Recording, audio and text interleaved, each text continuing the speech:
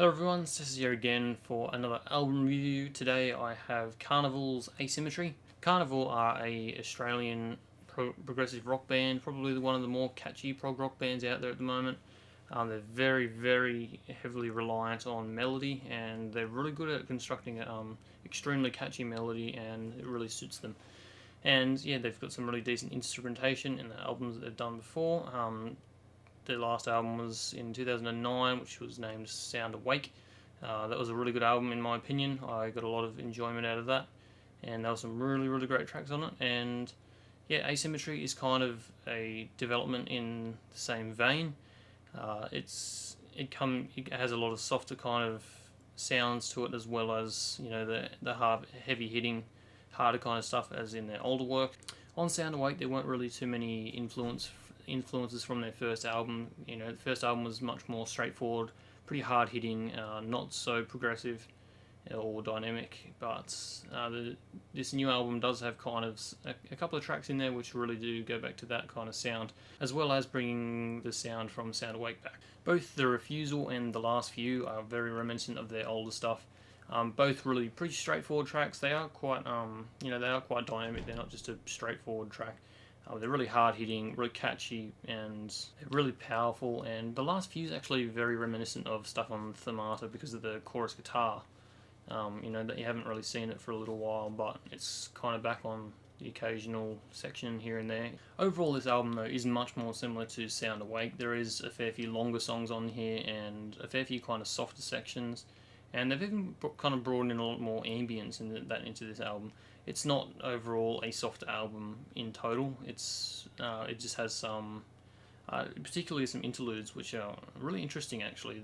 The intro, for example, Om, I think you pronounce it. It's a Indian term, I think, for something. I don't know what it is.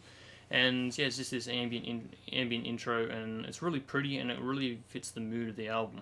Asymmetry as well is, as the title track, it's another interlude. I don't even know how to describe this track. It's kind of got like an arpeggio synth, I think would be the best way to describe it. It kind of has these droney guitars over the top, and overall it's really experimental, but it's really quite an enjoyable track. I found this one to be one of my favourite tracks on the album, despite it just being an interlude.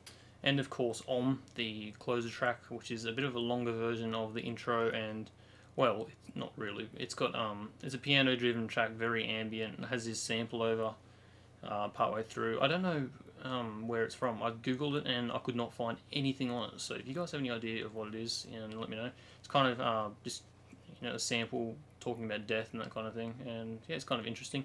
Kind of a very somber, kind of a sad track for the closer. To be completely honest, it might have been a little bit out of place, but it's a really great track. Another one of the really ambient tracks is a track called Float, but it's not just an interlude. It's actually got vocals and a conventional track over the top. It was an interesting direction for Karnivool. I think they pulled it off pretty well. The only thing was the melody. The melody was a little bit bland, and overall, it was a lighter tone track already, and it's a little bit bland for what it could have been. Unfortunately, it reminds me of some of Devin Townsend's most recent stuff. He's had some of those really very pretty, very ambient albums, and they're very reminiscent of that. Then there are some more just straightforward Karnivool tracks, as you'd expect. Nachash and AM War, they're both really good tracks. They kind of open up the album after that intro ambience, and yeah, they both have these really cracking melodies. They have these really hard guitar sections, really catchy, and they have these really pretty cleaner sections and much lighter tone, and yeah, overall they're just great. Ian Kenny's voice really suits this album, and overall he really suits Karnivool's kind of tone. And this album is much more darker as well, and he really suits kind of singing in like a darker mood. We Are is actually the single that they've released for this album. I thought it was a bit of an odd choice because it's not really the most straightforward choice, and it's not really the most catchy track. It is a good track though. It's nothing out of the way from what Karnivool typically does. Powerful, hard-hitting melody, really dramatic. All of Karnivool's melodies are very dramatic, and it really adds the effect. They're very powerful, very melody-driven, as I said earlier. Some of the longer tracks are also kind of interesting. They're not as long as the Dead Man and Changes Part 2 in Sound Awake. I thought that was a little bit unfortunate because I really love those two tracks. That said, these tracks are pretty decent. Aeons is one of them. Aeons is it kind of has this 3 sections. The first section is quite a softer, cleaner intro. I actually found this a little bit bland. Melody was a little bit uninteresting. It wasn't a bad section. It was just, it was a bit, it seemed like it was going through the motions. The second half, though, really picks up. It kind of has this really poppy melody. It's almost something like Birds of Tokyo would do. You Karnivool fans will know that Ian Kenny, the vocalist, has another band that are a little bit more pop rocky type stuff, Birds of Tokyo. And it's actually kind of reminiscent of some of their older stuff, not their newer stuff, thankfully.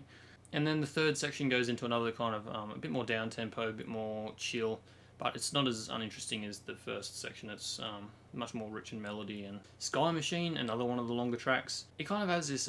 It's not really out there. It's much more restrained than a lot of the tracks on this album, and not in a bad way though. It has a very kind of doomy kind of melody, a very dark track overall. It reminds me a fair bit of a band called Cog. They're actually another Australian progressive rock band. Some of you guys will know them from a couple of years back. But yeah, I don't know, it just reminds me of that tone that they had on Sharing Space. But yeah, overall it's a really great track. It doesn't really, it's not too dynamic or anything, but it's not too bad. It doesn't come across as repetitive or anything.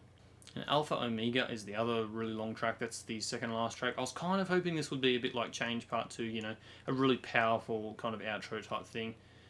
Powerful longer track, but unfortunately it wasn't really so much. It was a little bit of a disappointing one overall. It was the longest track on the record. It kind of had this kind of quiet start.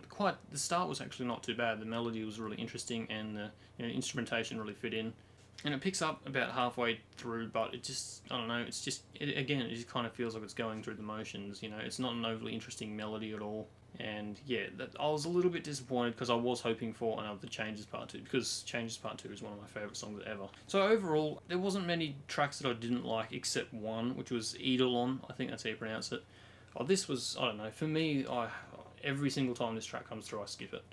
It's a very straightforward rock track. The verse melody is very generic. The lyrics are horrendous, to be honest. I don't know, I think they must be so much more noticeable because the tracks are much more straightforward, and yeah, I don't know, it was just, I really couldn't get into this track. The melody from the chorus wasn't too bad, and even the instrumentation was alright. It was just, particularly that verse and the melody of it was just, I couldn't stand it. And yeah, that was the most disappointing track on the album.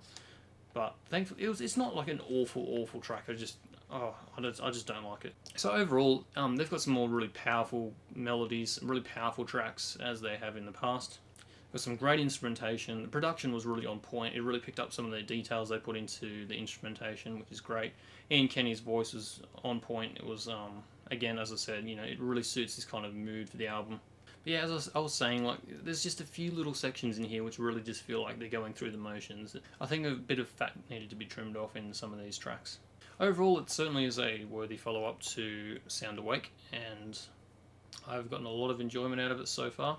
I'm going to give it a 7.5 out of 10. Yeah, I've said everything that I thought about it, so yeah, I hope you guys have got something out of this review. Let me know what you think if you've heard the album, and this is sdesis signing out.